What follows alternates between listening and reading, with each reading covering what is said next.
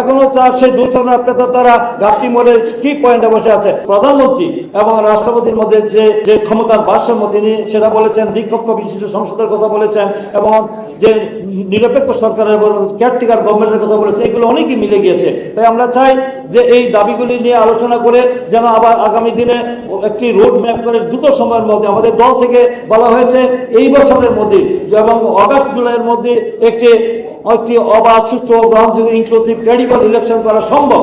তাই এই অন্তর্বর্তীকালীন সময় এই সরকারকে আমরা দাবি করব যে দ্রুত সময়ের মধ্যে তারা একটি রুট ম্যাপ দিয়ে একটি অবাধ, সুষ্ঠু, নিরপেক্ষ নির্বাচন করে জনগণের সরকার জনগণের কাছে ফিরিয়ে দেওয়ার জন্য তারা উদ্যোগ নেবেন। এবং দেশের ভিতরে বাইরে যে গভীর চক্রান্ত চলছে, যতই নির্বাচন প্রলম্বিত হবে ততই অর্থনৈতিক সংকট, রাজনৈতিক সংকট আমাদের মাথাচাড়া দিয়ে উঠবে এবং দেশীয় বিদেশি চক্রান্ত চলছে একটি অস্থিতিশীল পরিস্থিতি করার জন্য এই পতিত ফেসিস্ট স্বৈরাচারের দোষররা গভীর চক্রান্তে লিপ্ত রয়েছে। গতকালকে আমি পত্রিকা একটি কথা বলি শেষ করে পত্রিকা দেখেছি যে এই আমলাদের চাপে আমলাদের চাপে রয়েছে বর্তমান এই সরকার। আমাদের চাপের মুখে সরকার কোনো দায়িত্ব সঠিকভাবে তার সিদ্ধান্ত নিতে পারছে না। সে আমলাগুলি কারা?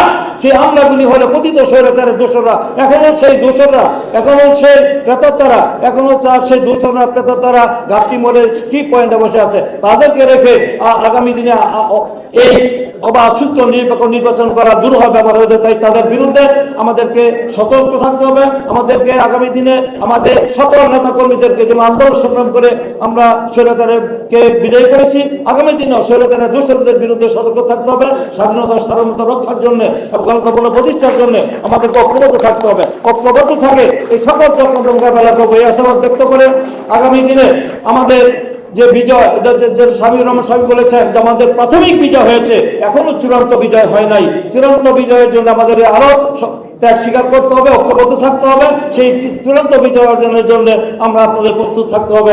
আগামী দিনে একটি অবাধ, সুষ্ঠু, নিরপেক্ষ নির্বাচনের মধ্যে দিয়ে এই দেশের জনগণ তাদের ভোটাধিকার ফিরে পেয়ে এবং নির্বাচিত সরকারের দেশ পরিচালনা করবে।